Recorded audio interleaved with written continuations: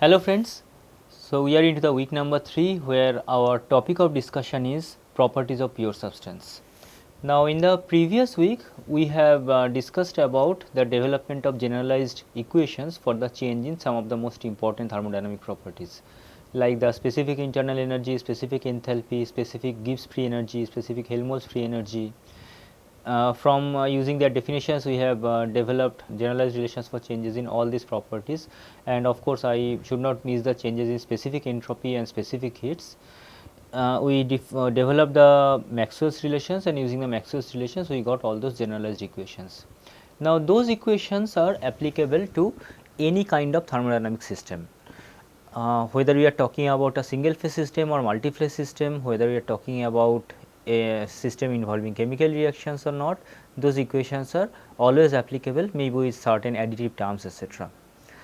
And the most important observation that we have made there, that to understand or to calculate the changes in any kind of thermodynamic potentials or maybe the changes in specific entropy or any other relevant parameters, we primarily need to know the PVT relationship and some auxiliary relation, maybe the variation of specific heat with temperature or those kind of relations. But always you must know the PVT relationship, that is the relationship between the primary variables pressure, temperature and specific volume, something which is conventionally called the equation of state. So, once we know the equation of state, we generally in a position to calculate the changes in all these thermodynamic properties, or at least those which are of major importance to us. But problem is that as long as we are dealing with a very simple form of equation of state, something like PV equal to RT, that is fine. We can easily perform all those mathematical manipulation like differentiation or integration, and we can easily establish corresponding relation in changes in thermodynamic potentials. Or any other equation of state, like in the previous week we have solved problems involving the van der Waals equation of state, or I gave you another assignment involving helium as the working fluid, where your relation was a slight modification of the ideal gas equation, that is P into V minus A equal to RT. So, those form of equations are quite easy to deal with. But in several thermodynamic systems we can encounter equation of states which can be extremely complicated. They may involve higher order terms, higher order exponents of temperature or pressure, making them quite difficult to deal with in terms of mathematical point of view. Say for example, if we consider a very simple thermodynamic system, say we have a fixed container, a rigid container housing a particular mass of water. Now, this is a closed system also with fixed wall, non-movable wall, therefore, no moving boundary work involved. Now, if we are adding heat externally to that particular system, then it is being subjected to energy interaction in the form of heat transfer between system and surrounding.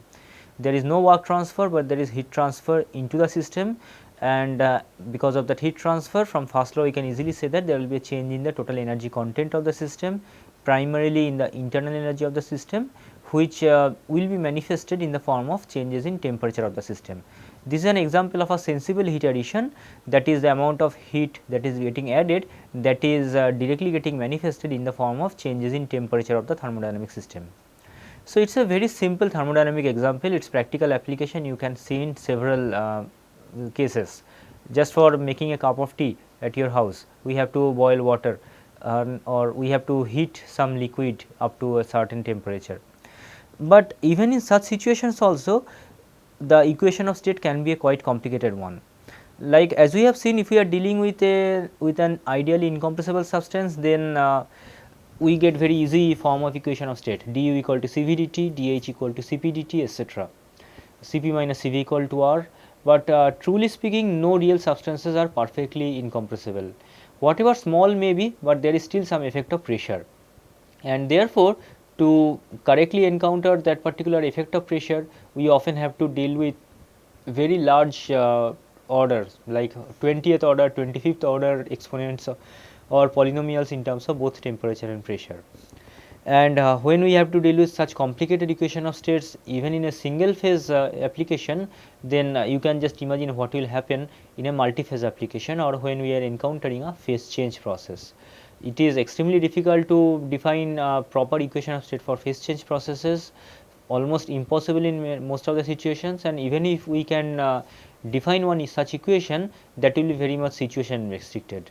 And therefore, though it seems very attractive that the knowledge of PVT relationship allows us to calculate the changes in all properties, but in several cases, because of the complicated form of equation of state that we get, we may have to restrict ourselves on some thermodynamic tables. Tables where the data for a given thermodynamic state has already been given, either through some kind of detailed mathematical manipulation, maybe something done using high performance computers, or sometimes just experimentally measured data points or experimentally measured data values. And that is precisely what we are going to learn in this particular module, where we are going to talk about the pure substances, particularly the phase change processes associated with the pure substances, and then we shall be seeing how to make use of the data tables to get the properties of those pure substances during a phase change process or maybe during single phase operation. But to start with, we first of course have to define what do we mean by a pure substance. A pure substance refers to a substance which is having an uniform chemical composition throughout the thermodynamic system. That is, the chemical composition has to be uniform, and that is a very important term to have. We are not talking about difference in terms of its physical shape, different in terms of its phase, but we are talking about difference in terms of chemical composition, or I should say uniformity in terms of chemical composition. Say for example, the uniform chemical composition we can still get even when we are dealing with a homogeneous mixture of various chemical elements or compounds, like this particular one. Here we have two boxes, one completely filled with nitrogen. Now, nitrogen is having an uniform chemical composition, so throughout the box, from wherever you may take a sample, you are going to get the same chemical composition. Then what about air? So, this particular one definitely is a pure substance, but what about air? Air is not a single substance, rather it is a mixture. It is a mixture of various gases, various common gases, primarily nitrogen and oxygen, but there also may be small quantity of carbon dioxide, water vapor and several other gases. So, it is a mixture of gases. Then should we call it a pure substance? That is where the second line comes into play, where you are talking about a homogeneous mixture, means everywhere we should have the same mixture composition, and that means if we take a sample, say somewhere from here, another sample from here and another sample from here, for this particular box we are most likely to get the identical chemical composition or identical mixture composition from each of these sample data points, and similarly we can collect data from any point anywhere in this particular system and we should get the same mixture composition. Then we can also call this one as a pure substance, because the chemical composition is not varying. Despite it being a mixture, the chemical composition is not varying with space. Whatever chemical composition or mixture composition you are having at one particular point, the same prevails throughout the domain. There can be another scenario when we are talking about a homogeneous mixture of two or more phases, like this example. Look at the first situation here. Here we are having a mixture of liquid water and water vapor. Something like again we have a closed container, and in this container we are having liquid water which is being heated to produce water vapor. So, partially this container is filled with the liquid phase and partially with the vapor phase. So, they are having different phases and physically they look different. If you take a sample, say somewhere from here, you are going to get liquid water, and if you take another sample from here, you are going to get the water vapor. However, what about their chemical composition? Their chemical composition is same, because we are talking about the same H2O molecules only. So, from this particular position, whatever chemical composition or whatever molecular structure that you are going to get the same molecular composition there as well. So, this one also qualifies as a pure substance. So, pure substance can be a homogeneous mixture of various chemical constituents, or can be a homogeneous mixture of two or more phases of the same substance. The same thing can be can prevail when you are talking about a mixture of say liquid water and ice in a closed container, maybe inside an insulating container. Here again, despite having different physical phases, we have the same chemical composition, and so that mixture of water and ice can also be treated as a pure substance. Then what about this one? It is a mixture of liquid air and air in vapor or gaseous state. Now, how we can visualize this? Let us take a sample of air under atmospheric condition, and that fixed quantity of air is enclosed inside a container. Now, we are reducing the temperature inside the container. If I keep on reducing the temperature of this container, then what will happen? If we do the same experiment with water vapor and constantly reduce its temperature, then at some point the water vapor starts changing its phase. The same thing should happen with air, but problem with air is it is a mixture, and all these constituents does not have the same temperature as which should mark the phase change. The boiling point of oxygen and the boiling point of nitrogen, they are not same. Oxygen will start to condense much earlier despite nitrogen being nitrogen remaining the vapor phase, and therefore, when we are having this mixture of liquid air and air vapor, if we collect a samples from somewhere here, you are going likely to get a mixture of both oxygen and nitrogen, whereas if you collect a samples from somewhere here, you may get only liquid oxygen and not nitrogen, because nitrogen, the boiling point of nitrogen is still not been breached, and so nitrogen is remaining as the vapor phase.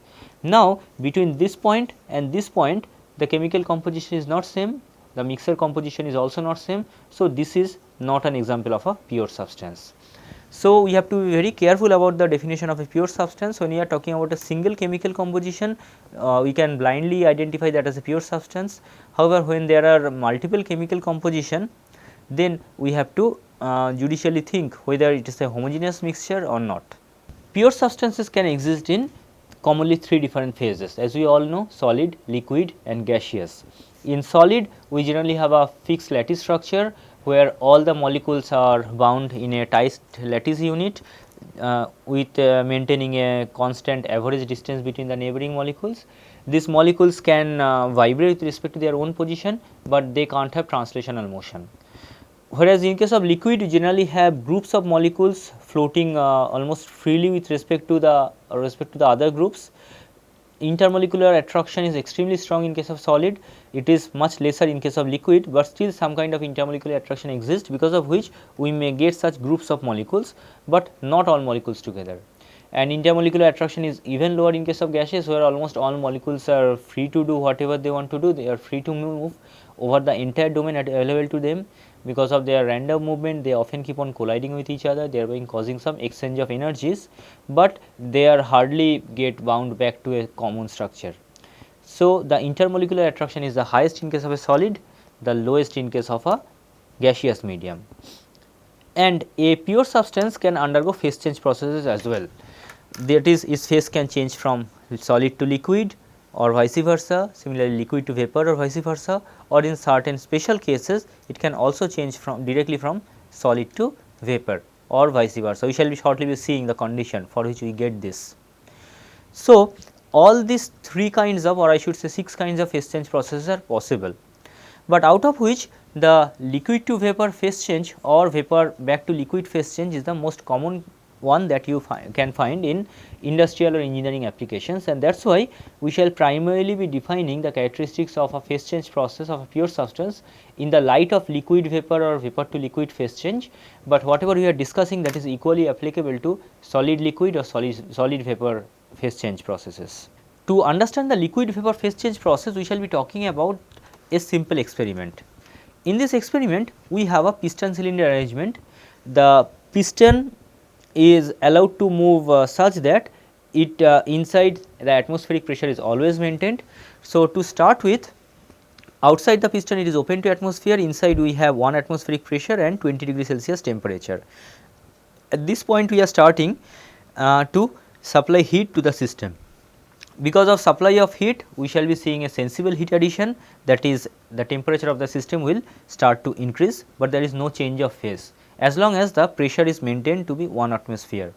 Because of the heat addition, the temperature increases, and because of that the volume of the liquid water that wants to expand, thereby forcing the piston in the outward direction in order to maintain that 1 atmospheric pressure. But there is again I repeat, there is no phase change process. So, whatever heat addition is taking place is entirely sensible heat addition. This particular phase of liquid water is called compressed liquid or subcooled liquid. Here the term subcooled refers to it is still well below certain kind of threshold. Here despite addition of heat, the liquid molecules are not able to become free to reach the gaseous stage. You can think about this way, the 1 atmospheric pressure that the piston is imposing on the water here inside the cylinder, that is actually imposing the outward motion of the molecules, and the molecules now are not having sufficient amount of energy, so that it can push the piston in the outward direction. The temperature of the molecules are quite low, only 20 degrees Celsius. As the temperature keeps on increasing, the force exerted by the molecules on the lower surface of this piston, that also keeps on increasing. Accordingly, the piston tries to move in the outward direction in an effort to maintain the constant temperature inside. And then we reach the second situation, state 2, where the temperature is reached to a threshold value of 100 degrees Celsius. For water under atmospheric condition, this threshold temperature that we are talking about is 100 degrees Celsius, but for other substances the temperature will be different. Even for water also, with change in pressure, this temperature will be different, but for a given pressure and given substance, we have an unique threshold temperature. At this temperature or till this temperature, there has only been sensible heating, that is, the addition of heat has caused a rise in the temperature of the fluid.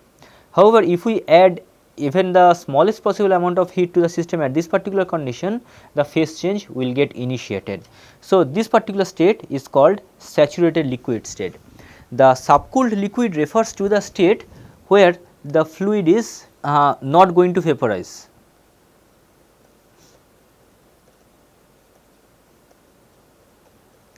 The fluid is not looking to vaporize, at least immediately, but when it reaches the saturated liquid state, it is about to vaporize.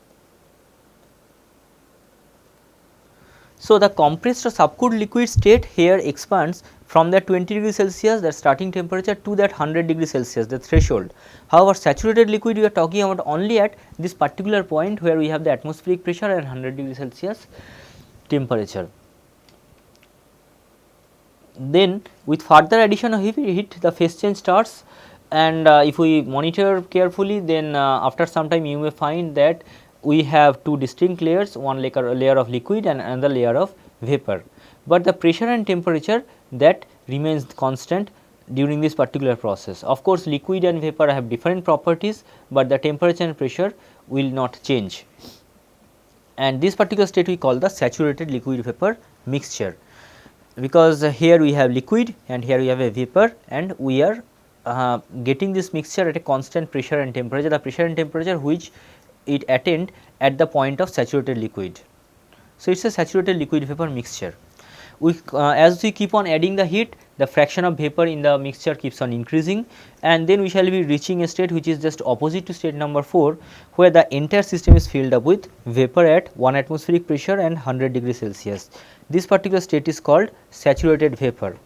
So, saturated vapor refers to the state where the liquid gets 100% converted to vapor, or if we see from the other point of view, a saturated vapor is the one from where if we take even smallest amount of heat out, then it will lead to a condensation process. So, saturated vapor means something which is about to condense. So, a saturated liquid refers to the liquid which is about to vaporize, that is, with small addition of heat it will initiate a phase change process. Similarly, a saturated vapor refers to the vapor which is about to condense, with small amount of heat removal from the system, it will lead to the condensation process. And from saturated vapor, then if we move forward in terms of heating, then it is again single phase heating, during which pressure, if pressure is maintained constant during the experiment, the temperature will keep on increasing continuously. This state is called superheated vapor state. So, superheated vapor state refers to the state beyond this critical temperature, or beyond, I should say, the threshold temperature. So, when you are talking about the saturated liquid, that is in our state number 2, in this case with addition of heat, temperature keeps on increasing, and while the pressure is maintained at 1 atmosphere, and therefore, if we are talking about any general property y here, the y will be a function of pressure and temperature, or generally can be represented as a function of pressure and temperature. Or instead of writing this, I should write it here, any general property y is a function of pressure and temperature for the compressed or subcooled liquid. Just similar scenario is attained in case of superheated vapor, which is not going to condense on removal of heat. So, in this case again the y is a function of pressure and temperature, but the saturated liquid state that you are talking about, for a given pressure value there is only a single temperature, like it is 100 degree Celsius for water under atmospheric pressure. So, here you are talking about a single temperature for a given pressure, and therefore, this temperature that you are talking about is a function of the pressure in case of a saturated liquid. And then same applies for the saturated vapor, because here again it is just the opposite scenario of the saturated liquid, and inside the mixture both temperature and pressure remains constant. So, we can combine all these 5 situations into a TV diagram, where T in the vertical axis, V in the horizontal axis. This is the point from where we have started our experiment. As the temperature of the subsystem that keeps on increasing, it passes to the compressed liquid level with continuous rise in its temperature and specific volume to reach the state number 2. In state number 2, it reaches the saturated liquid state. From there we have the state 3, which is the saturated mixture state, and ending up at state number 4, which is the saturated vapor state. With further addition of heat, further increase of temperature, the saturated vapor state gives rise to the superheated vapor state. So, these are the 5 different stages that we can identify during the liquid to vapor phase change process, or you may say that there are 3 primary stages: the compressed liquid stage, the saturated liquid vapor mixture stage, and superheated vapor stage. This the saturated liquid state is the state which signifies the end of state 1 and beginning of state 3. Similarly, the saturated vapor state, that is stage 4, indicates the end of state 3 and starting of state number 5. And in this context we get the definition of saturation temperature and saturation pressure. Saturation temperature refers to that threshold temperature that we are talking about for a given pressure. So, at a given pressure, the temperature at which a pure substance changes phases, that is called the saturation temperature, but we can also get it corresponding to pressure, that is by maintaining the temperature constant. If we vary the pressure, we can get the similar effect, and that pressure is called the saturation pressure. So, at a given temperature, the pressure at which a pure substance changes phase, we call that a saturation pressure. This saturation temperature and saturation pressure are functions of each other, that is, for a given pressure, saturation temperature of a substance is fixed. Like we have seen for water under atmospheric condition, saturation temperature is 100 degree Celsius. So, the saturation temperature can be written to be a function of the saturation pressure alone, or conversely we can write the saturation pressure is a function of the saturation temperature alone. So, they can be represented by a line like this, where with increasing saturation temperature, saturation pressure also keeps on increasing. Saturation temperature of course is a strong function of pressure. This is a table for water. As you can see, for 100 degree Celsius, the saturation pressure is 101.4 kilopascal, which is basically the atmospheric pressure. In fact, the idea or the essential scale was defined using the value of this particular value itself, where the saturation temperature of water under atmospheric pressure was marked as 100, whereas the saturation temperature corresponding to the melting point corresponding to the atmospheric pressure was marked as 0 degrees. You can see as the pressure keeps on increasing, saturation temperature also keeps on increasing. Like if your pressure is 8.5 megapascal, the saturation temperature can be as high as 300 degrees Celsius. Similarly, any factor which leads to a change in the saturation pressure can cause a change in the saturation temperature. Like for example, here I have a table which signifies or which lists the change in atmospheric pressure with elevation. Correspondingly, the saturation temperature also keeps on changing. This particular information, that is saturation pressure and saturation temperature functions of each other, is very important in a practical application point of view. In fact, whenever two phases are existing together, we can easily say that they are under saturated condition, and therefore, as long as the phase change process will go on, the temperature will not change, temperature and pressure both. Therefore, if we have to maintain a constant temperature at a particular surface, the easiest way is to do that applying some kind of phase change process which suits this particular kind of application.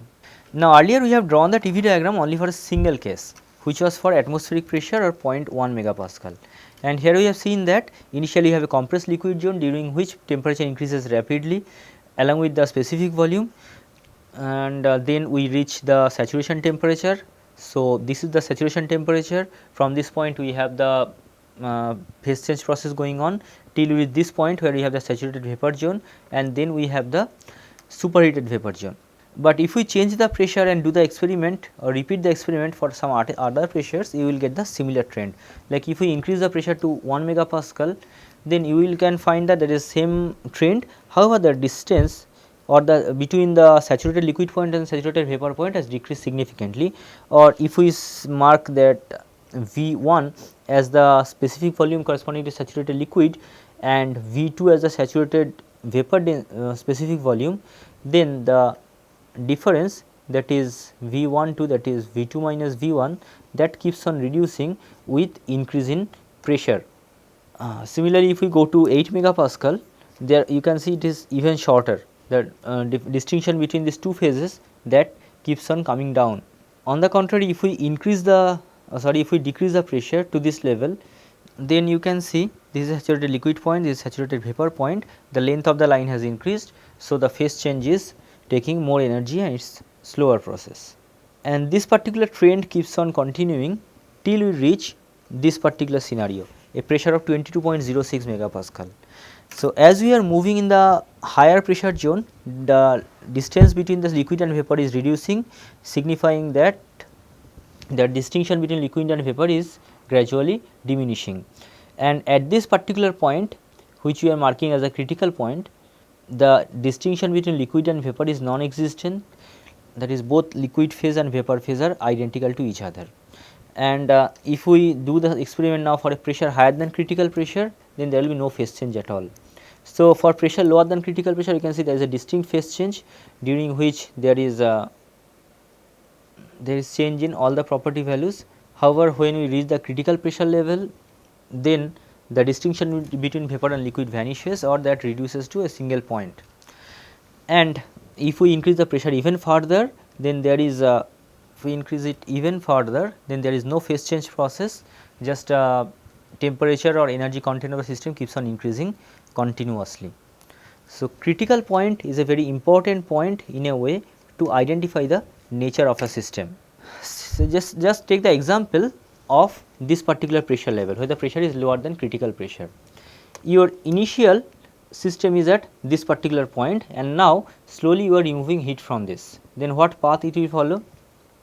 It will come like this, then it will reach saturation saturated vapor phase here, saturated temperature is there, then it will go through the phase change process during which the vapor will get converted to liquid till it reaches saturated liquid point, and then we have single phase liquid cooling.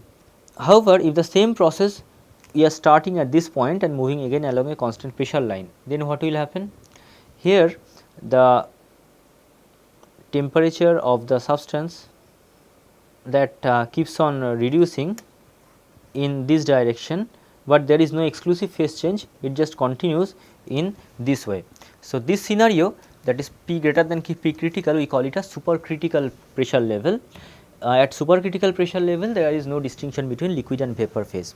However, as long as we are working under for a pressure below critical pressure, we shall be having a distinct phase change process.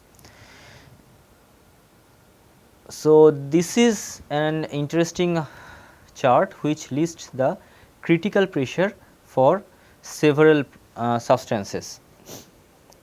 Just see, for water the critical pressure or critical temperature is 647.1 Kelvin, critical pressure is 22.06 megapascal. So, which is quite high. We have extremely high pressure and temperature for water at the critical point, and therefore, under normal atmospheric condition, normal atmospheric pressure levels, water goes through the phase change process. However, if you are talking about a substance, say example for hydrogen. So, where is hydrogen in the list? This is the hydrogen. So, for hydrogen you can find the critical point temperature is only 33 Kelvin, but pressure is reasonably high, 1.3 megapascal. So, its temperatures being so low, under normal atmospheric condition it always remains as a supercritical condition, at least in terms of its temperature. And when a substance is in supercritical condition, then it can't undergo any phase change, and therefore, this critical point quite often serves as an important guideline, or should say critical temperature serves as an important guideline about which one we should call as vapor and which one we should call gas. If we are talking about a substance at a temperature higher than the critical point, then just by compressing this one we can't convert it to liquid, whereas if it is lower than the critical pressure, we can easily compress it to liquid. A very interesting case you may get for carbon dioxide. Carbon dioxide has a critical temperature of 304.2 Kelvin, which is just about 31 degrees Celsius. Its critical pressure, however, is quite high, about 7.4 megapascal. So, under normal atmospheric condition, carbon dioxide may well be remaining as a vapor state, because as long as the surrounding temperature is lower than 30 degrees Celsius, we can treat this to be a vapor. So, these are the two common property diagrams where we generally plot the phase change processes. If I just go back, you can see for each of the pressure levels, now you are getting a saturated liquid point and a saturated vapor point. So, if we join all the saturated liquid point, this one, this one, this one, this one, this one till the critical point, then we should be getting a line which is called the saturated liquid line. Similarly, if we join all the saturated vapor point, this one, this one, this one, this one, this one till the critical point, then we shall be getting another line which is called the saturated vapor line. So, this will be your saturated liquid line, this will be your saturated vapor line, and that is exactly what we have here. We have a saturated liquid line which is basically the locus of all the saturated liquid state. We have a saturated vapor line which is the locus of all the saturated vapor state, and they are connected at the critical point. On the left hand side of this dome like structure, we call it compressed liquid. On the right hand side, we call it the superheated vapor, and inside we have a saturated liquid vapor mixture. Now, in the compressed liquid zone, as I have mentioned, the property of any substance can be mentioned as a function of pressure and temperature. Similarly, superheated vapor zone, it can be a function of pressure and temperature. Then what about the mixture zone? In this zone, we know that for a given pressure the temperature is constant and vice versa, and therefore, pressure and temperature both are not independent of each other. However, as per the phase rule, we need to identify two independent intensive properties, and therefore, we should not take both pressure and temperature here for defining the properties of saturated liquid vapor region. If we say y is one of the properties, then it will be a function of either the saturation pressure or saturation temperature, because specifying one of them is symbolizes specification of the other. But we need a second property now. So, what can be a second property? Second property is called quality, generally denoted by small x. Quality refers to the mass of the vapor phase in the mass of the mixture. So, in this liquid vapor mixture zone, we shall be using this quality as the second independent intensive properties. At this particular point, we have 100% liquid. So, this is called x equal to 0. At this particular point, we have 100% vapor. So, we call it x equal to 1 or 100%. There is another diagram which is again very common, is the PV diagram. In case of PV diagram, here we follow a constant temperature line. Let us start from this point onwards and maintain the temperature constant. So, at this point, if we keep on reducing the temperature of the substance, or reducing the pressure of the substance continuously, then what will happen? As the pressure reduces, the substance will expand in its volume. So, moving in this direction gradually until it reaches the saturated liquid state. Then with further reduction in pressure, actually pressure will remain constant, and we should go through the liquid vapor or saturated mixture region till you reach the saturated vapor point, and then with further reduction in pressure we move in this particular direction T1 when T1 is constant. So, we can, so from a given state we can identify or we can achieve the phase change process by varying either pressure or temperature. And then how we can define a common criterion for that? When we are having pressure constant, then when temperature is less than saturation temperature, we call it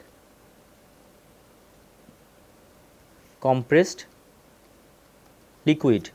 Like if we look at the first diagram, this for this given pressure, this is the saturation temperature. Similarly, for the second pressure P2 level, this is the saturation pressure, saturation temperature.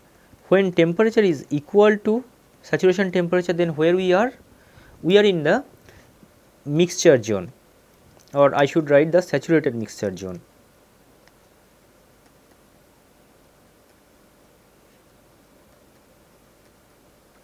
Now, we can still be at x equal to 0, that is saturated liquid state, or x equal to 1, the saturated vapor state, but these two endpoints are also part of the saturated mixture.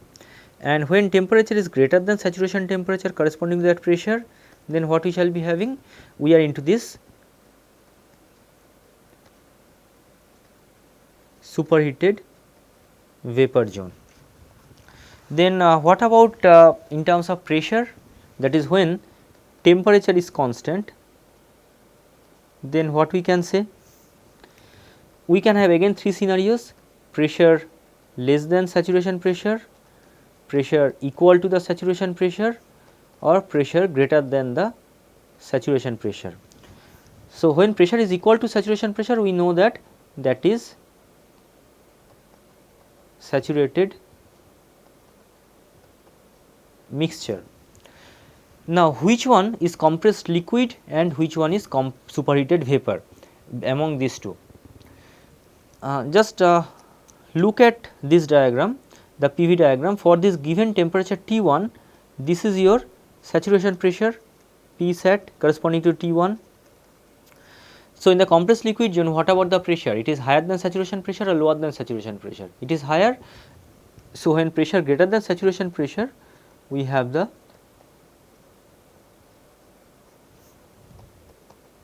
we are into the compressed liquid zone, whereas when the pressure is less than saturation pressure, we are here, that is we are in the superheated vapor zone. So, just from the knowledge of pressure and temperature values and by getting either saturation temperature or saturation pressure, we can easily identify each of the three states. Like for example, suppose I give you data that I am giving you some quantity of water under 10 bar pressure and 250 degree Celsius temperature. This is the state point, pressure and temperature are given, and you have to identify exactly where it lies. So, what you should do is to get the saturation temperature corresponding to this pressure, corresponding to this 10 bar. The graph that I have shown you, there are standard tables which we shall be discussing in the next week, or sorry, in the next lecture, but some sample examples I have given in the previous slide itself. If we can from some tables etc., if we can get the value of this saturation temperature corresponding to this pressure, then we have to use these criterions. That is, if this 250 degree Celsius is greater than this, then we know it is superheated vapor.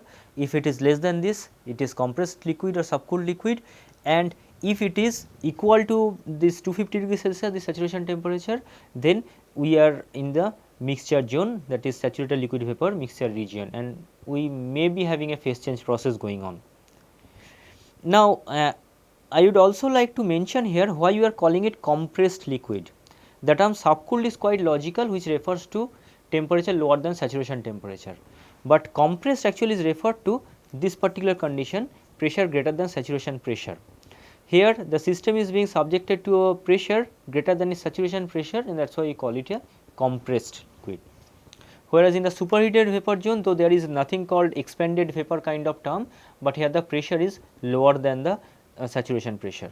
So, these are the two most common diagrams that we use to represent the liquid vapor phase change processes, either liquid to vapor or vapor to liquid.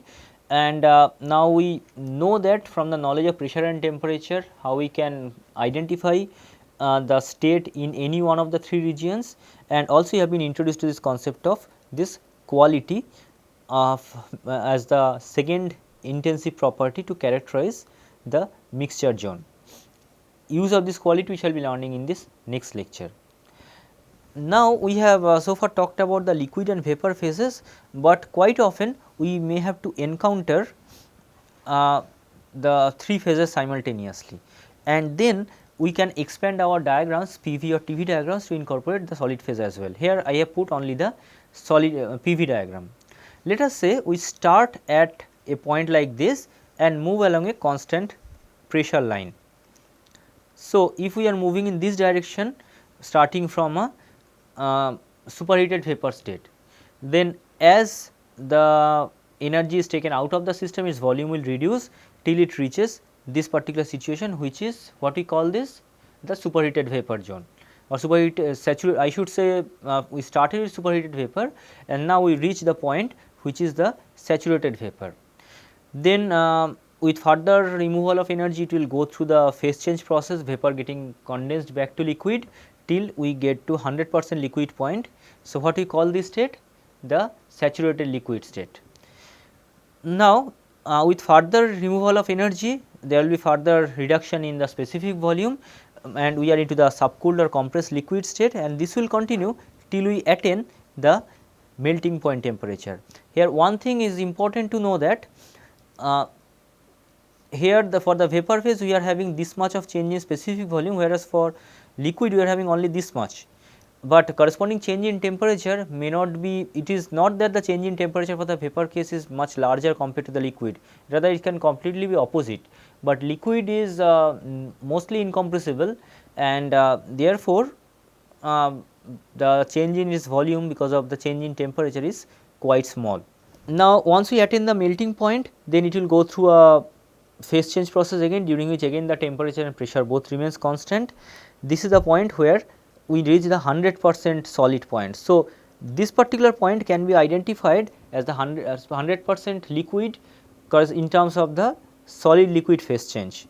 Similarly, this point is 100% solid where the phase change is completed. We can define a quality in like the previous case here as well, where quality can be just a fraction of liquid in the total mixture or mass fraction of liquid in the total mixture. Then with further removal of energy, we have temperature going down for the solid phase. So, this is the way we can plot the diagram for diagram involving all the three phases. But as we keep on reducing the pressure, we may reach a situation like this where along a particular line all the three phases can coexist in equilibrium. That particular line is called triple line. Above the triple line, like we can see the liquid vapor phase change is going on, maybe if we are having somewhere here at this particular specific volume and pressure level, at this particular state point we have liquid vapor existing in equilibrium and also solid vapor mixture existing in equilibrium.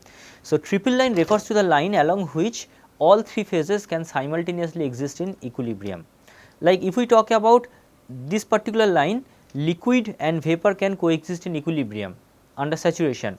If we talk about say this particular line, along this line solid and liquid can exist in equilibrium. Similarly, if we talk about say this particular line, solid and vapor can coexist in equilibrium, but along the triple line all three phases can coexist in equilibrium. This triple line therefore is an important concept. We can see that the solid to vapor phase change is possible only when your pressure is below the pressure corresponding to the triple line.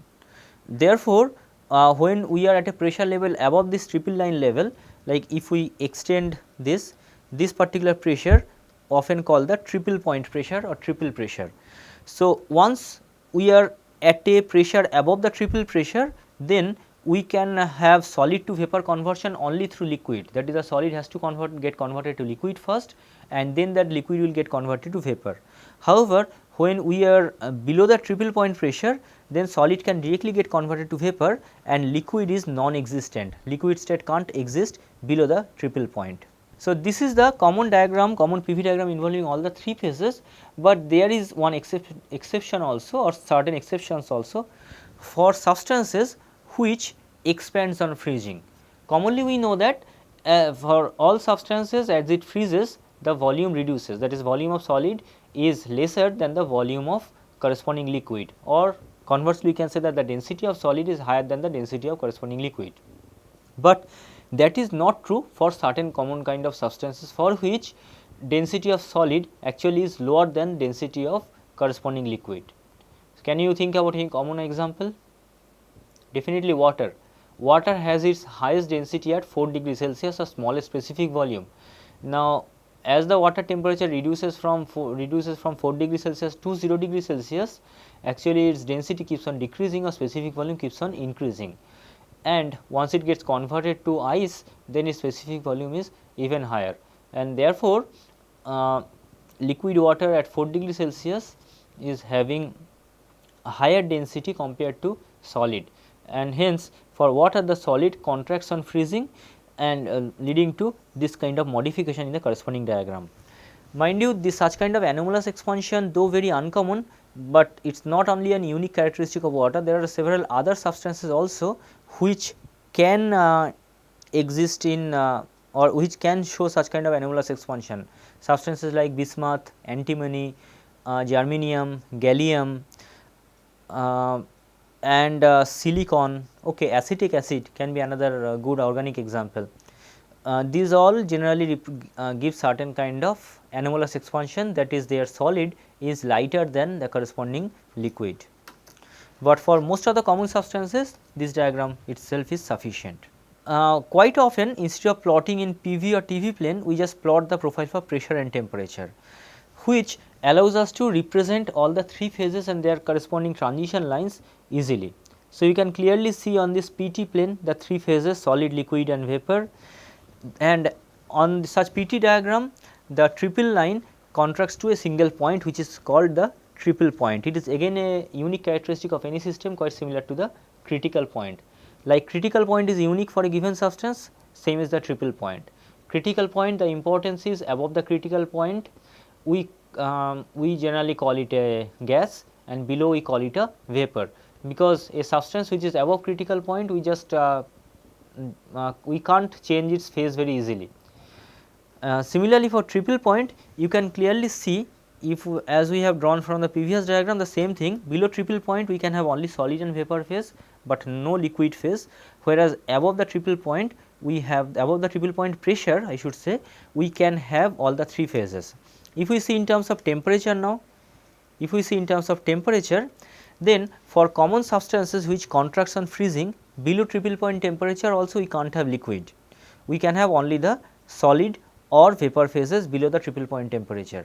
But the exceptional substances like water which expands on freezing, their corresponding melting line is this dotted one, that is the solid to liquid phase change. So, for that substances we can still have liquid existing below the triple point temperature. Like for water, under normal atmospheric condition water freezes at 0 degree Celsius. However, if we go to very high pressure level, say at 200 megapascal, we can still have water under liquid state at minus 20 degree Celsius. That is because of this anomalous expansion. So, in this diagram we have the dotted line for the substance that expand on freezing, and for common substances this is the melting line which represents the change in phase from solid to liquid or liquid to solid. This is the vaporization line which represents the transition from liquid to vapor or vapor to liquid. See, the vaporization line finishes at critical point, which is not applicable for melting point line. Melting line can be extended up to infinity, but beyond the critical point there is no distinction between liquid and vapor, and therefore vaporization line stops there. And this is sublimation line. Sublimation refers to the process of direct conversion from solid to vapor. So, or vice versa, the vapor to solid. Actually, sublimation is solid to vapor conversion, vapor to solid often we call solidification or vapor solidification. So, this line is the corresponding characteristic. These are the triple point temperature and pressure values for certain common substances. For water, the triple point temperature is 273.16, Kelvin or 0.01 degree Celsius. Till very recently, this one used to be the reference temperature based on which all the thermodynamic temperature scales used to be defined, but that has recently changed. So its critical, its triple point is quite low, and its triple point pressure is extremely low, that is 0.61 only, 0.61 kilopascal, that I should say, or 611 pascal only. Certain substances can have quite interesting triple point temperature values, like if we say again for substances like hydrogen. For hydrogen, the triple point temperature is 13.84 Kelvin. So, hydrogen can exist, hydrogen can't exist in solid phase, or sorry, in liquid phase below this temperature. And another excellent example can be carbon dioxide, which has a triple point of 216 Kelvin, which is less than absolute 0 temperature, or sorry, which is less than 0 degree Celsius. That is, under common atmospheric condition, carbon dioxide is a substance which is like normal substances, it expands on freezing. So, if we see upon normal atmospheric condition, say carbon dioxide at a temperature of atmospheric, say 300 Kelvin, then exactly where the carbon dioxide will be located. So, 300 triple point temperature for carbon dioxide is 216.55. So, it will be somewhere here, maybe somewhere along this line. And what about its critical triple point pressure? Its triple point pressure is 517 kilopascal, or we can write this one as 5.17 bar, that is, it is 5 times the atmospheric pressure. So, under normal atmospheric pressure, the state of carbon, this is the triple point pressure. Under normal atmospheric pressure, carbon dioxide may be located somewhere along this line, and that is why carbon dioxide can't be in liquid state under normal atmospheric condition. It can remain either in solid state or vapor state, but not in liquid state, simply because of the high triple point pressure. Quite often, instead of drawing separate PV, TV and PT diagrams, we represent them in a 3-dimensional plot like this. This is the plot for common substances that contracts on freezing, whereas this is for exceptional substances showing anomalous expansion which expand on freezing. The PV, TV or PT diagrams can be thought about the 3 projections of this particular thing. Like if we take the front view, if we talk about this particular one, if we take the front view, we are going to get the PV diagram, whereas if we take the side view from this side, then you are going to get the TV diagram.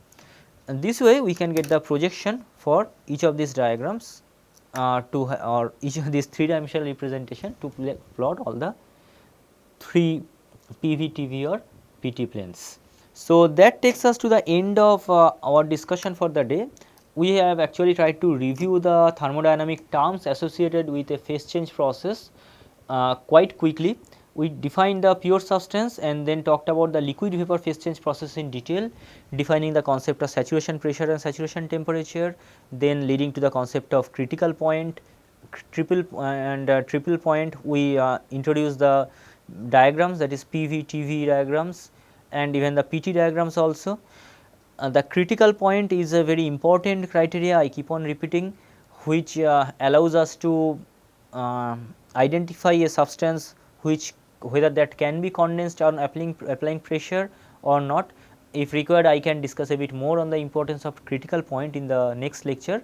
Triple point is something that is associated with the simultaneous existence in equilibrium for all the 3 phases, and triple point for common substances allows us to understand whether we can have a liquid state or not.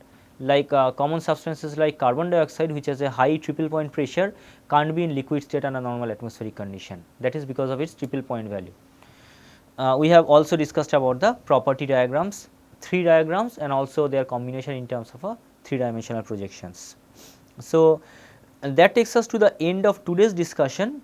I would like to thank you for the attention, but I have gone through very quickly through today's topic, because I hope in your basic thermodynamics you have already been introduced to these terms. But in the next lecture, I would like to spend a bit more time to understand about how to calculate the properties of pure substances in each of these regimes, like when it is in the superheated vapor regime or in compressed liquid regime, or most importantly when it is in the mixture regime. How to calculate all the properties, how to use the property diagrams, and maybe a little bit more on the importance of critical point. So, till then be patient and review your literature, review the lecture and wait for the next one. Thank you.